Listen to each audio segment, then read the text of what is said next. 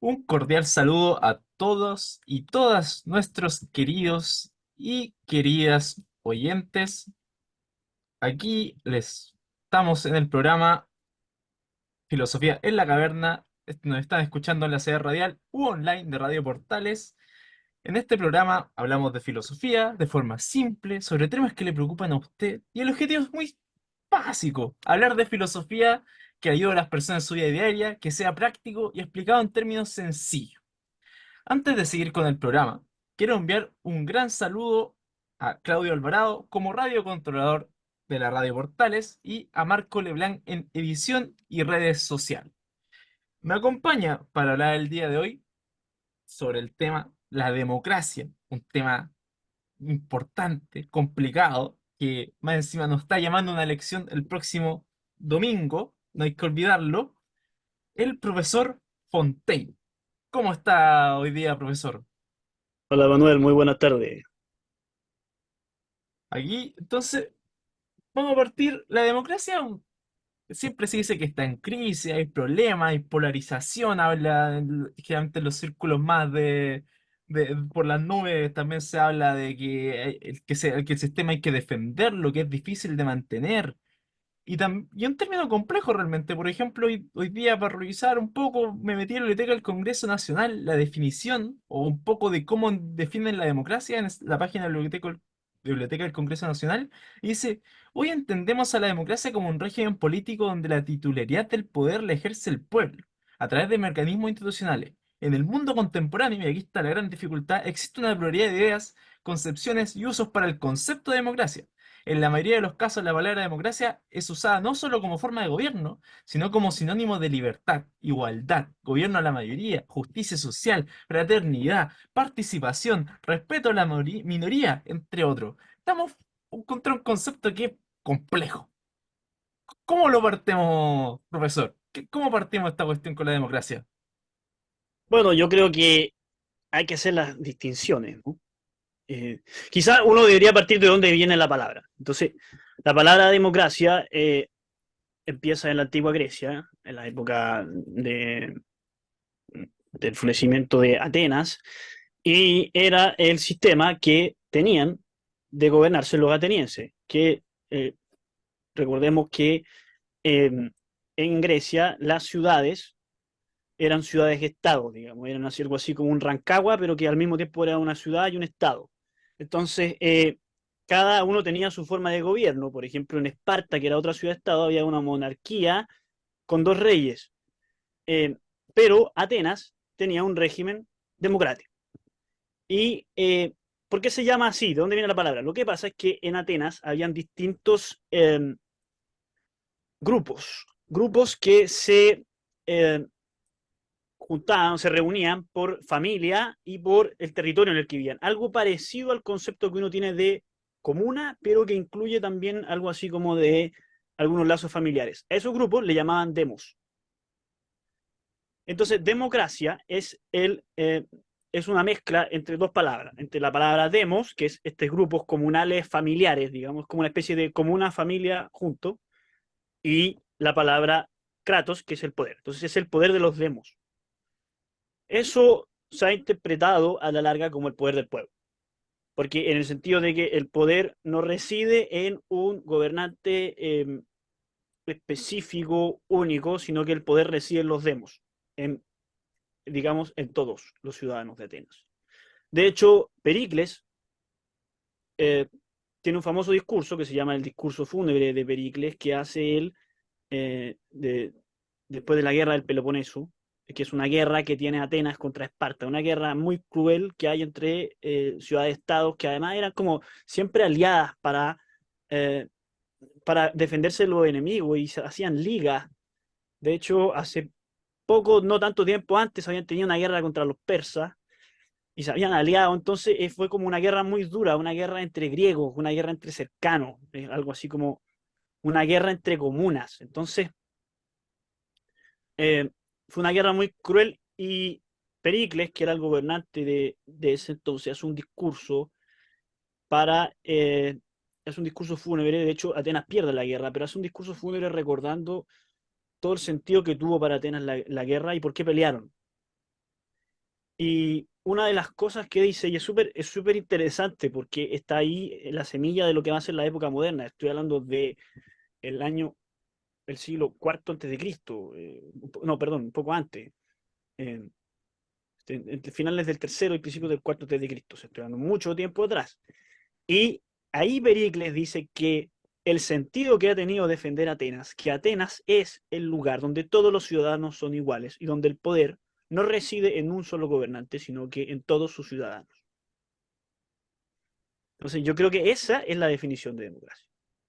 O sea, partimos ya de una base compleja.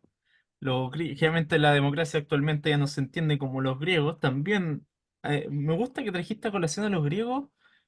Bueno, uno si lee como un poco de historia, por ejemplo a Nicole Loró o distintos historiadores que se dedican a estudiar como el surgimiento de la democracia griega, te das cuenta que realmente es más sangriento incluso que la Revolución Francesa a veces. No sé si conoces un poco, pero como a la gente la esclavizaban porque tenía deuda, entonces una de las razones de las reformas de Clístenes y después las reformas de Solón, que son las más importantes, eh, creo que lo dije al revés.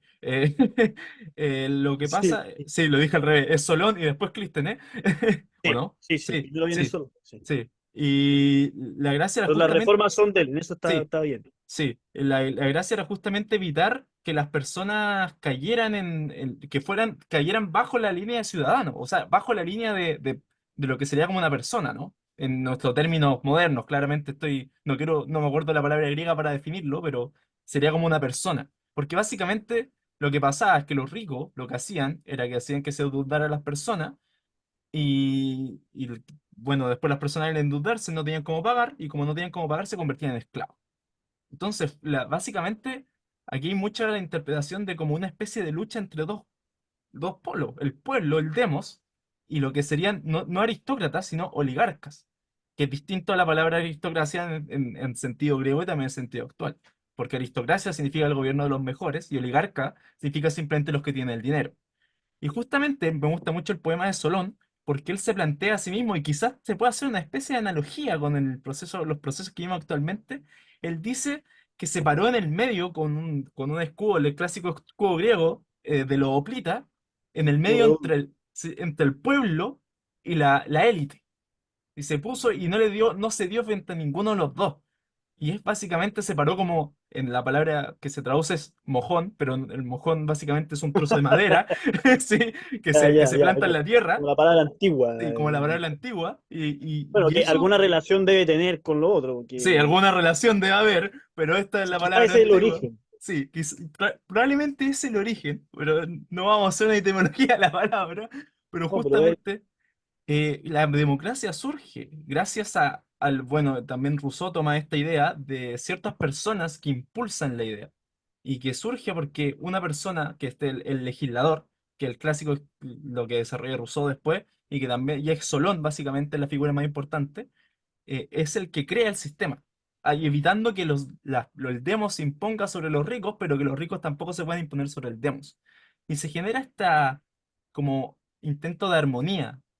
Aquí otra vez cambia el concepto, pasa de éstasis, que la éstasis en griego sería la guerra civil, la separación de la polis en dos, y se empieza a matar el uno a lo otro, frente al concepto ya de una armonía social que se empieza a reconstruir.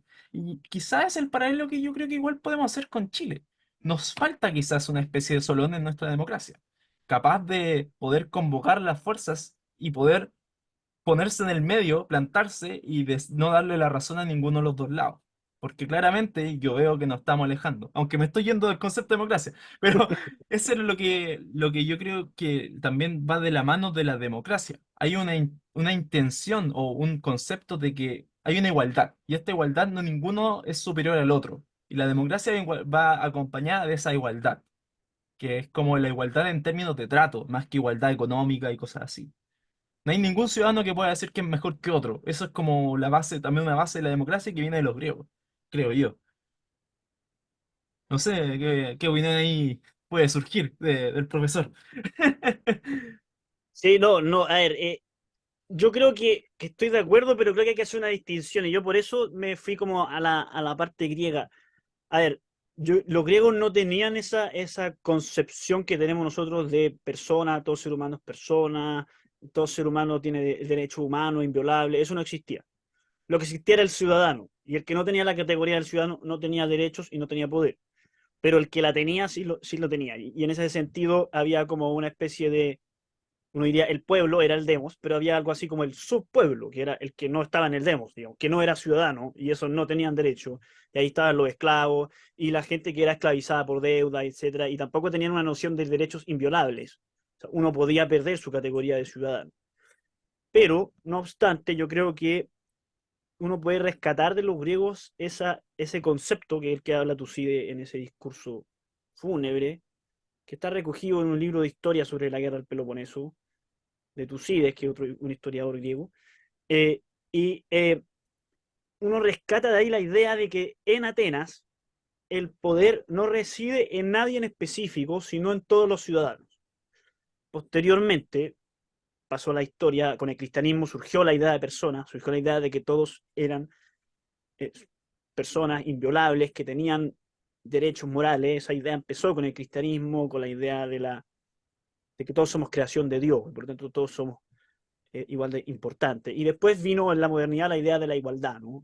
Todos los pensadores modernos van a partir su escrito con que todos los seres humanos somos iguales. Es muy interesante cómo empieza Descartes, por ejemplo, sus meditaciones, perdón, el discurso del método, que es el primer libro que escribe cuando él escribe su teoría de la geometría y su teoría de la física, y va, archiva varias teorías, incluso Descartes era un fisiólogo, alguien que estudiaba la circulación de la sangre, y expone todas esas teorías, y antes le archiva un pequeño escrito filosófico, muy autobiográfico, donde cuenta cómo él empezó a pensar lo que pensó, que se llama el discurso del método. Y él parte el discurso del método diciendo que se da cuenta que en cuanto a la manera de pensar, en cuanto al pensamiento, la capacidad de pensar, todos somos eventualmente iguales. O Entonces, sea, sí, esa perdón, idea caracteriza a la modernidad, pero antes de termino con sí. esto, yo distinguiría entre lo que es la democracia como sistema político y como concepto de sociedad, como proyecto de sociedad. Y creo que como proyecto de sociedad la democracia es la idea de que el poder no reside en nadie en específico, sino que eventualmente en todos los que son ciudadanos. ¿Cómo? Me acordé del concepto que no me quería referir, no era persona, sino me quería referir al concepto de isonomía, que es el de Heródoto, que es anterior antes que surgiera el concepto de democracia y lo desarrolla, creo que en los diálogos, está en un diálogo que tiene como un pequeño diálogo donde ahí está como, si no me equivoco, incluso el rey persa de ese entonces está en el diálogo y es como un griego, un persa y no me acuerdo qué otra persona. ¿Ya? Mi No memoria recuerdo. no me falla, pero voy a ocupar el concepto de isonomía, que isonomía es justamente que hay igualdad. No es como que no hay un concepto de persona, pero la democracia en todos los ciudadanos implica, y quiénes son los ciudadanos es la gran pregunta, implica que hay una isonomía, hay una igualdad entre todos. Y quiero retomar la distinción que no me quedó muy clara. ¿Podrías replantear a qué te referís con esta distinción entre las dos Sí, formas de entender la democracia? ahora, no son excluyentes, pero creo que la democracia es al mismo tiempo un concepto en el sentido de que es un ideal de sociedad. Es eso, un ideal. Y al mismo tiempo es un sistema de administrar decisiones. En, en ese sentido es un sistema de gobierno, de Ok. administrar el poder en una comunidad. Creo que a veces se confunden esas dos cosas, no son excluyentes. Yo creo que puede haber un sistema de gobierno democrático con una sociedad ideal de democracia. No podría haber un ideal de democracia sin un sistema de gobierno democrático.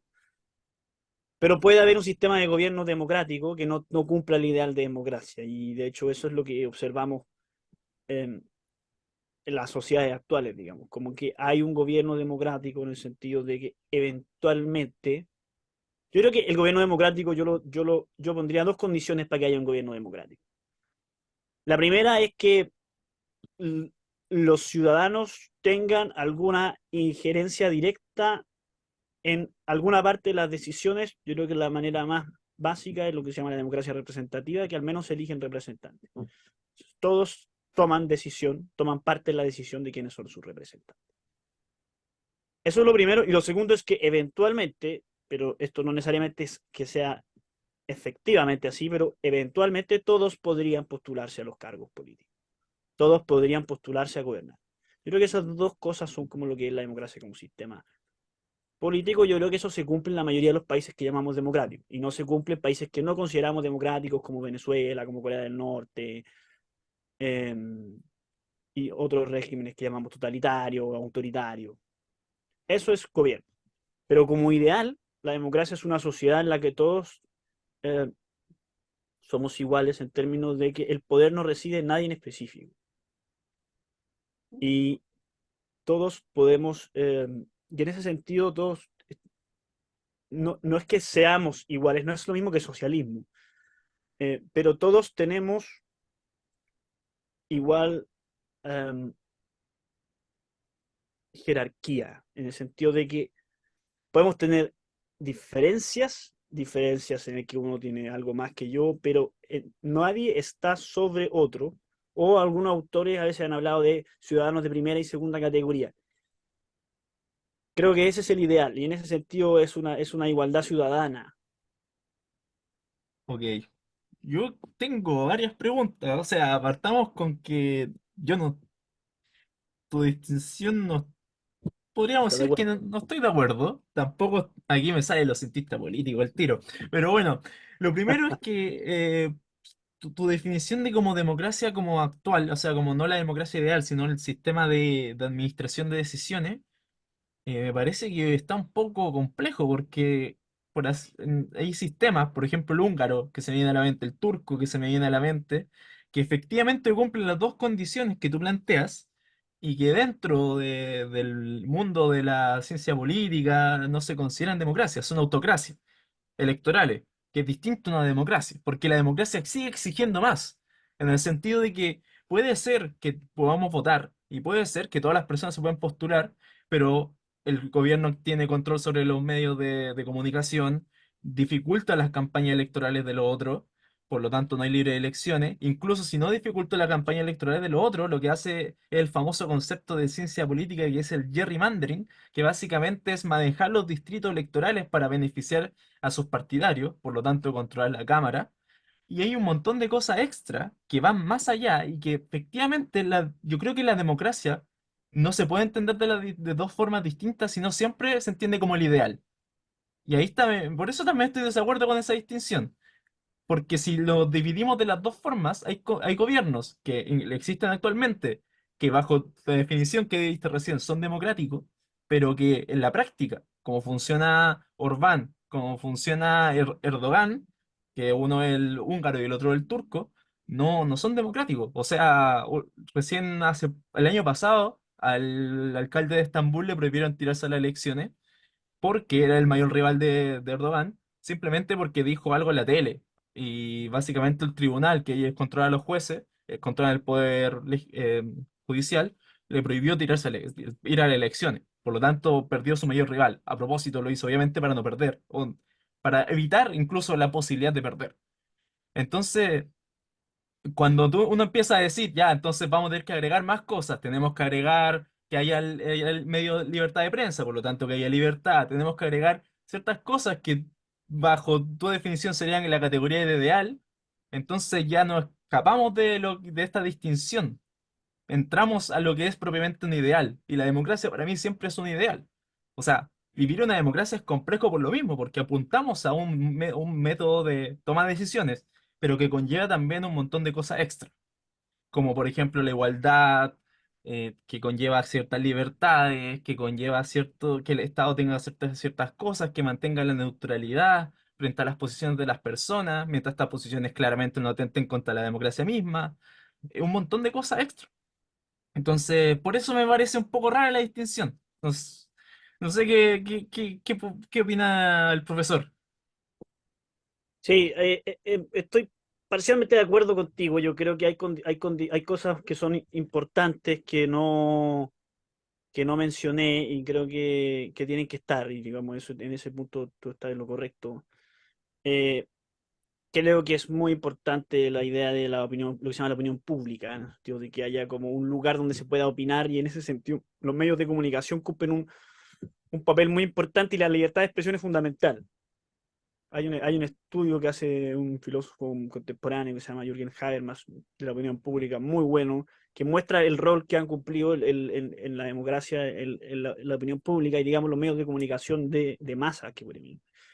Y eso creo que es muy importante y creo que gran parte de los regímenes que llaman autoritarios no tienen eso y no nos sentiríamos en un régimen libre con eso. Y hecho, eso también siempre está en cuestión, digamos, como que siempre en parte estoy de acuerdo contigo porque siempre la democracia es algo que siempre está en perfeccionamiento. Como, quizá yo me quería referir en realidad que podríamos decir, vivimos por ejemplo en Chile una democracia y hay gente que diría que no, pero yo creo que sería como demasiado radical decir que no vivimos una democracia, pero decir que vivimos en una democracia completa, digamos, una democracia que ya está lista, eh, eh, que cumple con el ideal, que realiza totalmente el concepto, eso es imposible. Claro, Yo ahí creo que entiendo. en ese sentido la democracia como concepto es algo que siempre está como a realizar. Es como una Es que tarea a realizar. sí, ahí yo difiero porque creo que la democracia tiene que... ahí cada uno le pregunta, una persona le pregunta qué es la democracia y probablemente va a decir la libertad, igualdad, votación, pero cuando entramos a ver las definiciones de esos términos, donde cambia el ideal. Entonces, para mí, justamente estoy de acuerdo contigo que es un método o un sistema de administración de decisiones, en el sentido de que tenemos un sistema plural. Justamente bueno, la Biblioteca del Congreso Nacional, la definición que daba justamente eso, que tenemos un sistema plural y la democracia nos permite, como Platón también decía en el libro 8, quizás la crítica que no era tan crítica a la democracia, que la democracia, al ser un régimen tan libre, tan lleno de desorden para Platón, que sería que horrible, claramente, y que falla en en entregar, impartir justicia, se genera un manto de un montón de colores.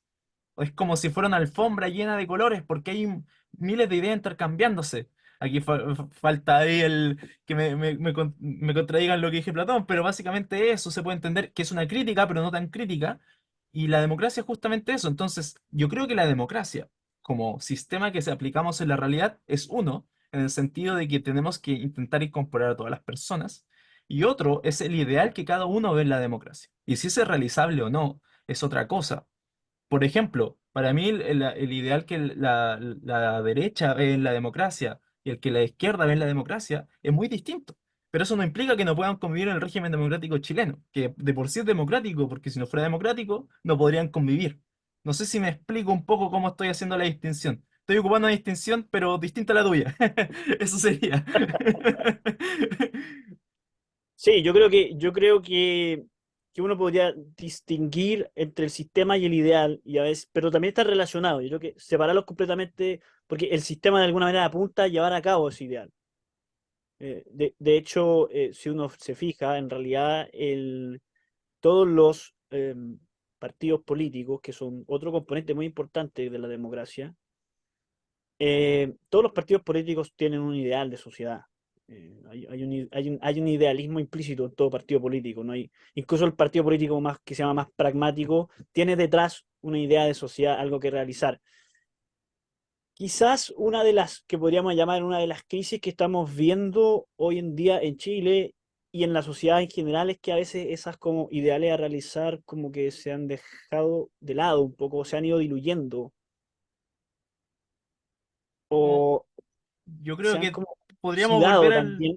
volver a lo Entonces, tuyo, que una vez decías la frustración, como ese concepto de Freud, te lo cedo para que vuelva. claro, claro, claro. Yo creo que entonces hay una idea como de, que en fondo, otra manera de llamarlo, cada proyecto es un proyecto utópico, una sociedad que no existe, pero que queremos llegar a ser. Y de alguna manera, como con el mundo contemporáneo, como que eso se ha oxidado y como que se ha frustrado. Todo proyecto se ha frustrado. Como que estaba el socialismo, cayó el muro de Berlín, cayeron como los socialismos reales, nos dimos cuenta como de las catástrofes humanitarias que habían generado, de las grandes genocidios que habían generado los socialismos reales, de la incompatibilidad con el socialismo real, con la libertad. un poco había surgido la idea del neoliberalismo, como este capitalismo en el que iba a estar la verdadera libertad en el mercado, y después nos dimos cuenta que en realidad el mercado también tenía fallas y también a veces había consecuencias con la desigualdad, con el descontento social que no cambiaban. Y algo que vio muy bien Marx, yo creo que es algo que no se consideró ahí, que a medida que mejora la sociedad, también las expectativas de las personas también mejoran. Entonces, las personas no dejan de ser pobres porque estén mejor que antes, sino que son relativamente pobres con respecto a quienes son los ricos. Claro. Eso, eso me parece que eso es algo que vio Marx y lo está en su escrito, y eso no cambió. Entonces, un poco la promesa lo que podríamos llamar el neoliberalismo, que es este fenómeno que surge como reacción completa al fracaso del socialismo, que en el que Chile está como bastante incrustado ese proyecto. Un poco, Chile a veces ha sido como si lo miramos como en términos de ideas filosóficas, aunque esas ya estén como media frustradas y oxidadas, yo haría la siguiente lectura, voy a hacer una lectura como con una brecha bien gorda y un poco, mucha gente me va a acusar aquí de mucho simplismo, voy a como mirar la cosa como bien de lejos, pero voy a decir que esto es como una especie como de dialéctica entre socialismo frustrado y el contra que vino como que se empieza a desarrollar en la dictadura y que surge como un poco como que surge como al mismo tiempo como de la dictadura y como la salida de la dictadura, que es el neoliberalismo o lo que se ha llamado neoliberalismo, una suerte de libertarianismo eh, que pone el acento totalmente en el mercado, incluso la libertad está totalmente en el mercado, o sea, la democracia se realiza en el mercado y eh, la frustración de ese mismo ideal, y ahí queda. Oye, muy Eso. interesante, quedamos con un montón de temas para la vuelta porque ahora nos vamos a la pausa musical aquí en Filosofía en la Caverna.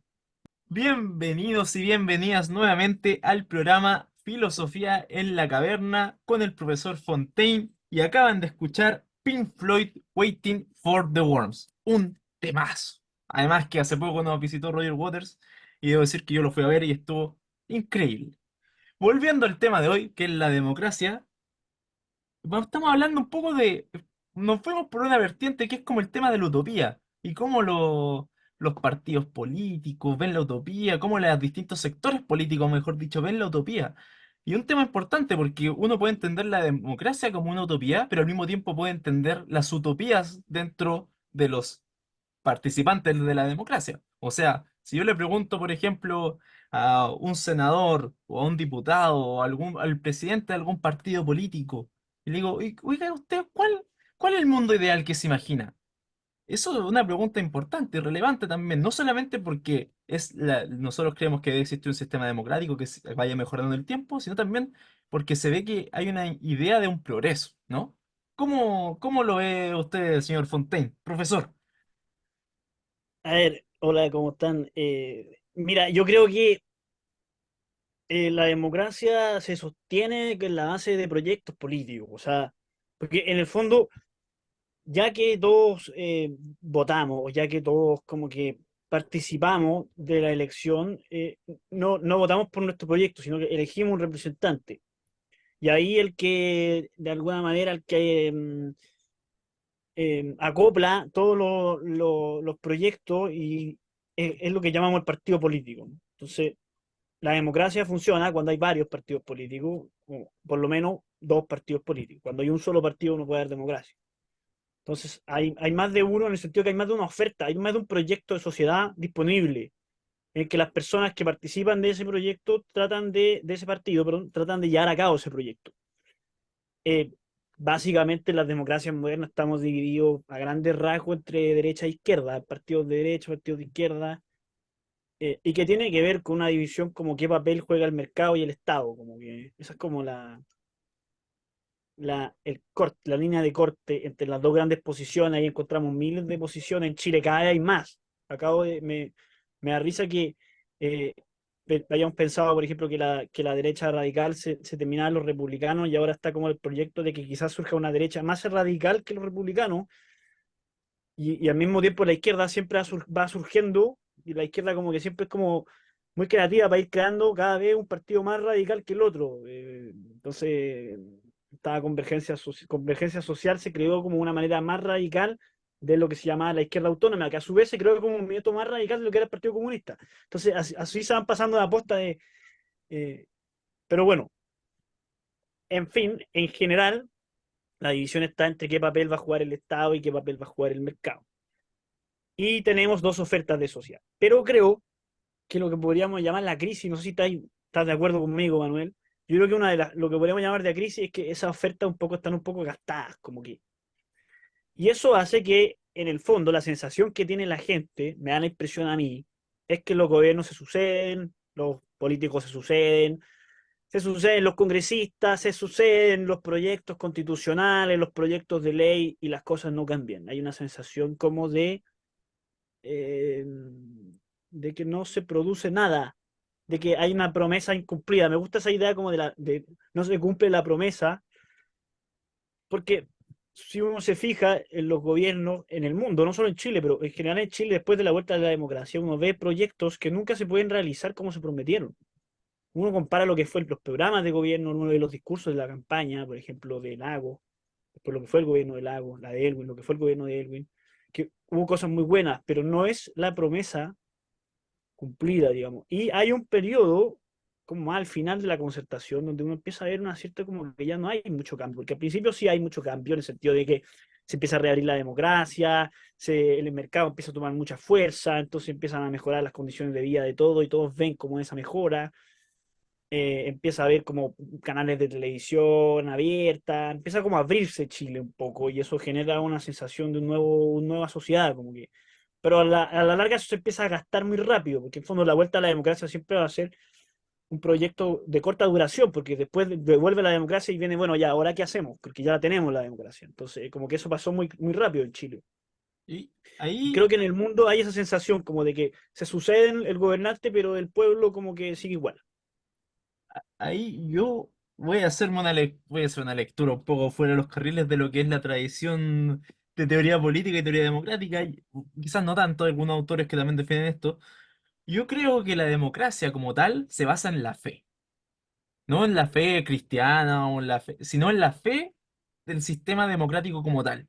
Y justamente la fe se refleja en un sistema utópico, en una utopía, en una cierta esperanza de que el sistema democrático entregue un mejor futuro. Que si conversamos entre todos, que si nos llegamos a acuerdo, de que si nos proponemos hacer ciertas cosas como sociedad en su conjunto, se pueden lograr mejores resultados que si tenemos un grupo de tecnócratas gobernándonos y que nosotros no hicimos nada, pero ellos van a saber lo que es mejor para nosotros. Es la negación como del paternalismo.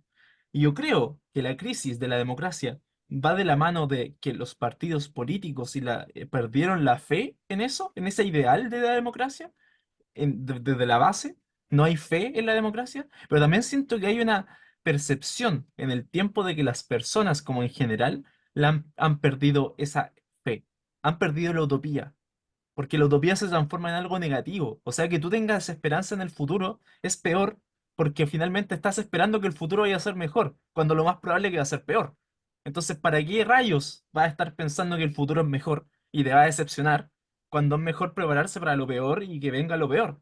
O sea, me sorprende que en las series de tiempo de las distintas encuestas como la CEP, la de Centro de Estudios Públicos, incluso una regional que de Fundación Piensa en la región de Valparaíso, lo último, la encuesta de 10 años, series de 10 años, nos dicen que las personas tienen una sensación de estancamiento y de retroceso en el país, o sea que de aquí a 3 años ven eso, y también hay una sensación de que el sistema democrático, aproximadamente uno cada dos personas encuestadas, siempre dice como, a mí me es indiferente vivir en una democracia o no, porque finalmente la democracia no te asegura nada. Pero hay otra cosa que también me impresiona, y que esto lo voy a ver como dato extra, que las personas cuando ven el futuro personal, ellas sienten que van a estar mejor, pero cuando ven el futuro del país o en general, no existe esa sensación. Ellos ven su sensación personal que puede ser que mañana voy a estar mejor, pero no ven el futuro del país así. Es como una contradicción. Y en ese sentido, yo creo que efectivamente es promesa incumplida, pero también hay una pérdida de la fe. Una pérdida de la fe que como sociedad podemos avanzar. Quizás yo personalmente sí, y me voy a proponer avanzar. Y ahí está como esta idea de que Ortega Gasset nos dijo como que Chile es un pequeño Sísifo, ¿no? Ese discurso famoso, no tan famoso, un discurso que me encanta, la verdad, que le dio en la Cámara de Diputados en los años 20, justo en un periodo álgido de la historia chilena, dijo que Chile es como un pequeño Sísifo, se parece a Sísifo. Y de hecho hay un libro de Fernando A que también lo recoge. Justamente Chile es como esa persona como Sísifo que levanta la piedra, llega hasta arriba y se cae, no. Pero es como la ideología propia del chileno, así yo lo veo. El chileno es como, se me cayó la casa o se me quemó la casa, bueno, la voy a reconstruir. Es como Que se se puede. para, se puede, se puede. Pero cuando lo vemos como sociedad no tenemos esa mentalidad. Nosotros vemos una sociedad que está perdida, básicamente. Y cuando hablamos con los políticos, siento que es lo mismo, no hay una utopía. Y ahí es cuando falta esa fe en el sistema, falta una fe, y yo creo, y no solamente en Chile, también es un fenómeno mundial. Falta esa fe, y efectivamente yo creo que no existe un partido político que esté planteando utopía. Cuando antes tú le preguntabas en los 60 y 50 a una persona de izquierda qué utopía tenía y te la decía. Tanto le decía a una persona de derecha, para una persona más conservadora, el clásico, la utopía conservadora de Burke y todo este rollo conservador era muy potente. Cuando le preguntaba a un liberal, también existía eso. Un liberal era una utopía potentísima. Por eso también ellos impulsaron el mundo en los 50-60. Estados Unidos era un gobierno liberal que se impulsó en una utopía, básicamente. Pero después todo esto se fue a dejar de lado, se fue dejando cada vez más de lado, se volvió todo más pragmático. Y cuando ahora uno le pregunta a un conservador o a un liberal, a veces ni se diferencian. O sea, ninguno de los dos votan lo mismo. ¿Cómo es posible? Uno se pregunta. O de repente que la centroizquierda y la izquierda voten igual. ¿Por qué? Tenían utopías completamente distintas. Marx era un gran crítico de la centroizquierda, les decía que eran unos cobardes, básicamente. La crítica del programa de Gotha eran unos burgueses. Pero después se perdió eso. Todo es pragmatismo. Entonces, ¿dónde queda ese antiguo, o quizás igual hay una idealización, pero también ese antiguo fe en el sistema? Y esa es mi pregunta. Bueno, yo baso que el sistema se basa en la fe. ¿Y dónde está la fe? Y yo creo que la crisis está porque no hay fe en que la democracia puede surgir. Sí, pero esa fe no es algo que yo creo que como que se perdió porque se dejó de lado, se quiso perder. Yo creo que pasó en el mundo y también pasó en Chile que se agotaron los cartuchos, se agotaron todas las vías. Y un poco, yo creo que y de hecho yo creo que está pasando, sobre todo hoy en día, con el tema constitucional en Chile, que hay como un cansancio, porque ya nadie quiere más, como que todos quieren, todos queremos cerrar el proceso constitucional. Y, y es porque se han agotado todas las vías de otra sociedad, de otra orden. Ya los agotamos todos, digamos. Entonces hay como una sensación de que no quedan más caminos por recorrer y la gente está como más cansada que dispuesta, que esperanzada, digo. Y eso hace que nadie quiera embarcarse en un proyecto de cambio de sociedad. Y yo creo que la gran muestra de que eso fue como, está totalmente como obsoleto y como imposible de llevar, de realizar y que nadie tiene paciencia, en realidad la palabra, nadie tiene la expresión, nadie tiene paciencia para un proyecto de transformaciones.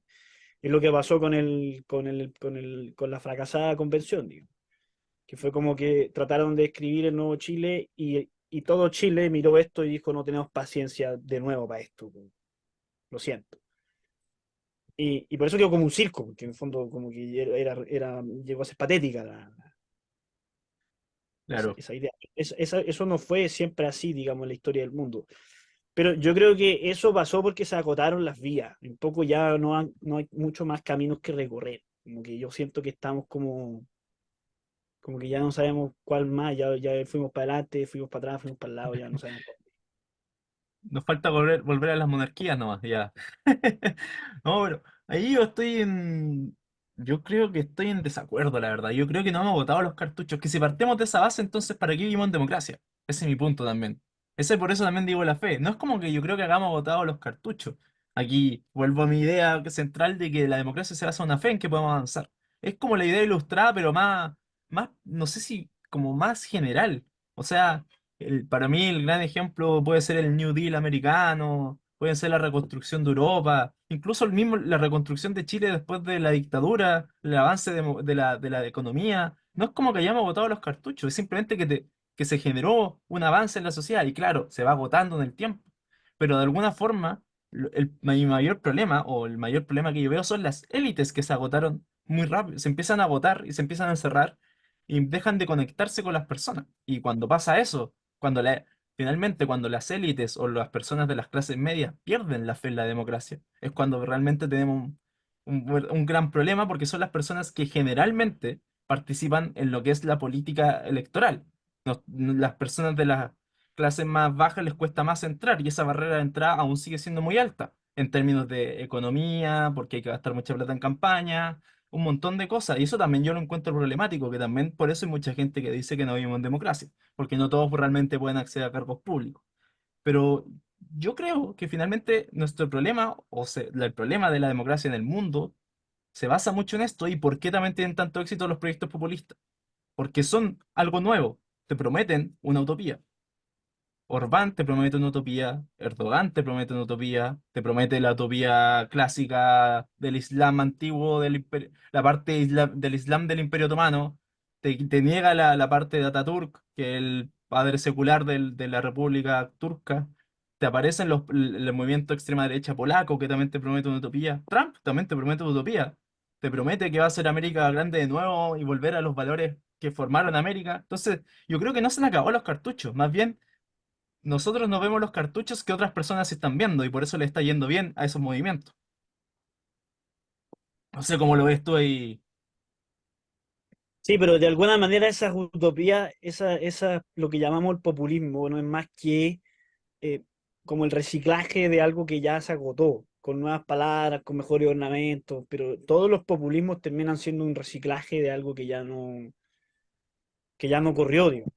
Y un poco el populismo de izquierda que se hizo muy famoso en Chile y como que ahora está como entrando en su gran grieta con el gobierno de Boric, eh, es algo, una fórmula que ya está agotada, digamos. O sea, como que fracasó en Venezuela, y, y no era realizable aquí y un poco como que se desarmó muy rápido. Y lo interesante es que estos populismos como que se desinflan muy rápido.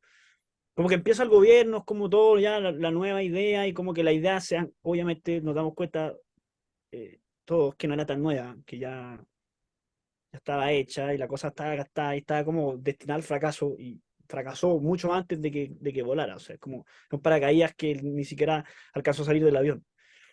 Entonces, eh, yo creo que eso es lo que llamamos como populismo. Yo creo que la amenaza de la democracia actual, y me gusta este tema, a mí, el populismo, porque es un poco como que yo creo que el populismo es súper poco racional, súper irracional, porque es como que esa cosa como que se puede, aunque no se pueda, igual se puede. Es como algo que ya no obedece a la racionalidad y un poco esto también es importante, la democracia como ideal, y por eso era importante la idea de la opinión pública, la libertad de expresión, la idea de poder expresarse. La democracia no es solo, creo yo, no es solo votar, no es solo poner una marca, es también opinar, informarse, conversar. Yo creo que hay democracia en cada casa que se discute, en cada oficina que hay una discusión, en la plaza hay democracia en el metro. Eso es democracia, cuando se está discutiendo. Yo creo que los medios de comunicación, a pesar de que muchas veces han sido cuestionados, a pesar de que a veces uno puede decir estos medios son un poco parciales, pero no hay que olvidar que detrás del medio de comunicación hay una idea de que es como llevar a todos las decisiones, como un Claro. poco que la casa del gobernante sea también, o sea, perdón, la oficina del gobernante sea la oficina de todos. No podemos decidir, pero escuchamos las decisiones, opinamos sobre eso y eventualmente tenemos una pequeña incidencia. Entonces, nuestra opinión en algo importa, El aunque sea cuarto poder. pequeño, claro. Entonces, creo yo que el populismo es muy irracional porque como que no hace ese diálogo que se produce, que es parte de la democracia, el populismo como que lo corta. Como que el populismo de alguna manera, como que se resiste a discutir, a contrastar sus ideas, porque es pura voluntad, es querer, como a pesar de todo, es como contra todo, aunque uno le ponga un populista, todas las razones en contra, no importa, igual se puede. Claro, hay creo que ahí vamos a hacer, cuando hablamos de la verdad, igual tocamos un tema con los populistas, que es justamente esta cuestión de que no, quizás se esconden, son testarudos, pero creo que hay dos puntos que tocaste, o sea, un punto que se puede dividir en dos, que es las dos formas de ver la irracionalidad. Voy a volver al tema de la fe. Una cosa es la irracionalidad en términos del debate público, que tiene que ser razonable y racional, y que el populismo destruye y socava este tipo de diálogos que deben existir en la democracia. Y otra cosa que el populismo genera una fe. que también yo creo que es como genera un movimiento irracional hasta cierto punto de que se puede generar un mejor sistema. Y ahí es cuando volvemos al punto que básicamente quería hacer, de que justamente la democracia se basa en una cierta irracionalidad. Y ese quizás es mi gran controversia que quiero plantear hoy. La democracia no se basa en una razón, se basa en un punto irracional, generalmente. O es como la base de la democracia. Y volviendo al populismo, que ahora sí quiero entrar de lleno en este tema, que es un tema importantísimo y complicado. Aquí, ¿qué hacemos con el populismo? Porque finalmente un nuevo movimiento, o sea, realmente son los neopopulismos, porque el populismo surgió con Perón, con Gertulio Vargas, esos son los populismos originales, y aquí estamos en el neopopulismo, y el neopopulismo te genera algo que Laclau o muchos autores, otros autores también han legado al populismo. Se me olvidó, es un profe de la Universidad Católica que actualmente, el Rovira, creo, Rovira, que está actualmente en la Católica, tiene un pequeño libro que se llama Populismo, una breve introducción, que es los libros de Oxford, muy bueno. Así que si quieren leer un poco Ah, ya. populismo, lo recomiendo. Básicamente se genera esta antítesis entre pueblo contra pueblo, que es lo clásico de la CLO, y básicamente no existe la élite, son todos significantes vacíos, que quiere decir que no hay una significancia detrás como de peso, no hay un ideal, son simplemente generar contraposiciones hegemónicas o luchas entre dos polos. Por ejemplo, el clásico ejemplo de Trump, que es el más fácil, es que generaba una lucha contra la clásica élite norteamericana, al pesar que él también es parte de esa élite, mientras que el pobre norteamericano de clase baja, clase media, clásico trabajador de los 60 blanco, no puede encontrar trabajo y se muere de hambre y vive en una miseria. Entonces se genera esta contraposición, son los poderosos contra nosotros. Y nosotros tenemos que ganar porque si no, morimos. Y quizás hasta cierto punto volvemos a Solón, pero eso lo voy a dejar, lo dejo para que piense el auditor. Así que, yo creo que es peligroso, pero tampoco veo una solución a este problema de la demagogia o el populismo. No sé cómo lo ves tú ahí, Bernardo.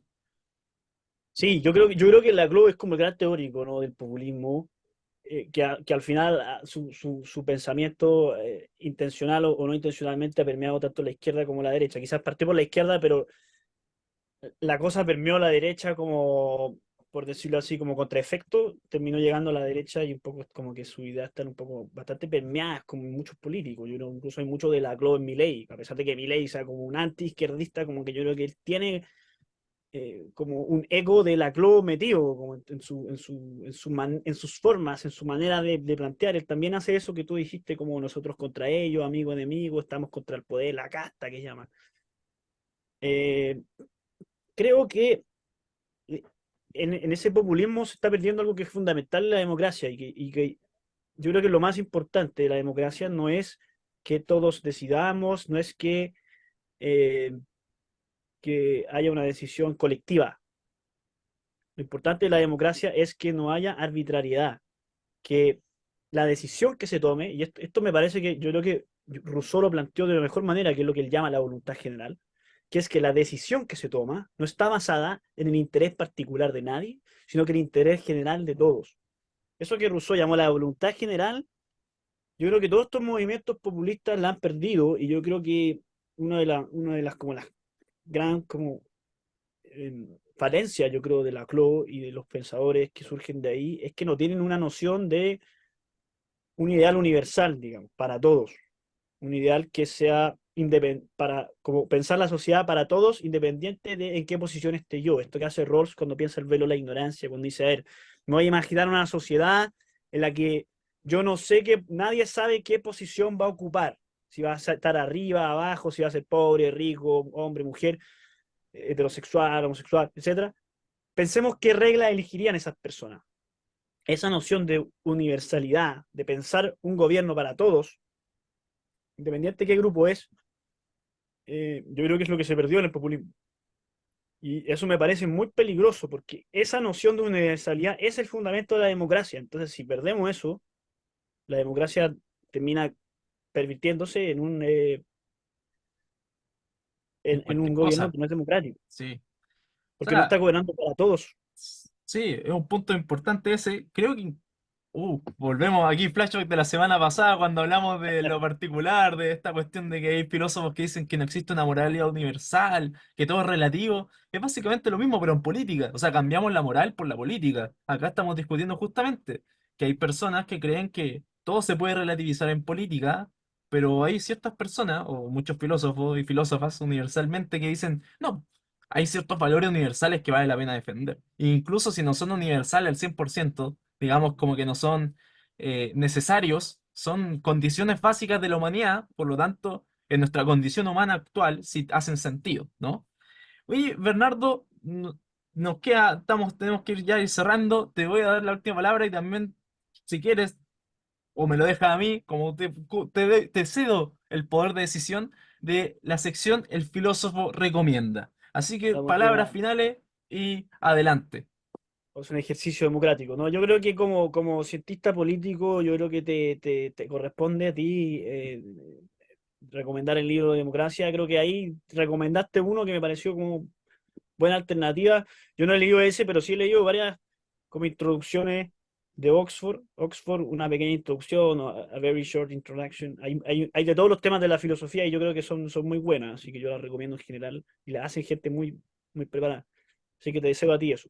Pero creo que para mí el principal problema, de hecho he estado leyendo últimamente mucho como de críticos más contemporáneos a lo que se llaman los posmodernos, lo que podríamos abarcar dentro de un gran paraguas y ponerle filosofía posmoderna y poner ahí a Foucault, a Derrida como que sería como el último que está como al límite, como que y no es un posmoderno.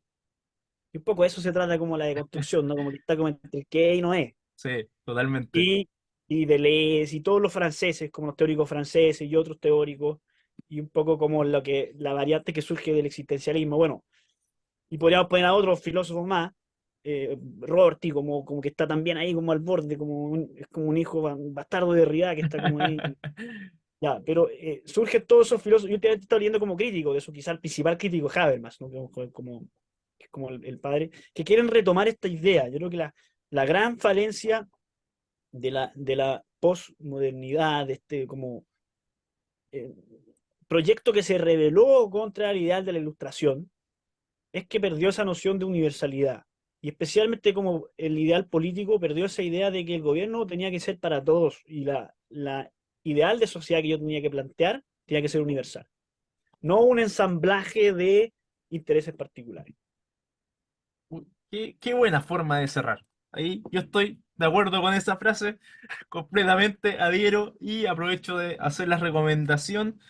Me dejaste difícil porque quería recomendar varios libros, así que voy a recomendar dos, que justamente el libro que nombré se llama Populismo, una breve introducción, que es de Cas Mud, con Cristóbal Rovira, actualmente profesor de la Pontificia Universidad Católica de Chile. Y también me gusta otro libro que es un poco más de divulgación, que es bastante entretenido, que es de Moisés Naim. Lo tuve que leer porque circunstancias de la vida y se llama La revancha de los poderosos. Es un poco de divulgación, es entretenido. Habla de populismo, habla de posverdad y habla de polarización. Y justamente de la crisis de la democracia. Lo recomiendo bastante, muy fácil de leer, muy entretenido y nombra a distintos autores. Creo que incluso nombra a Rovira cuando habla de populismo. Así que los dejo invitados también a nuestro próximo programa, la próxima semana. Nos vemos. Que tengan una excelente semana. Bernardo, también un saludo, que tengan una excelente semana Chao, y Manuel, muchas gracias. nos vemos el próximo semana. Hasta luego. Chao. Chao.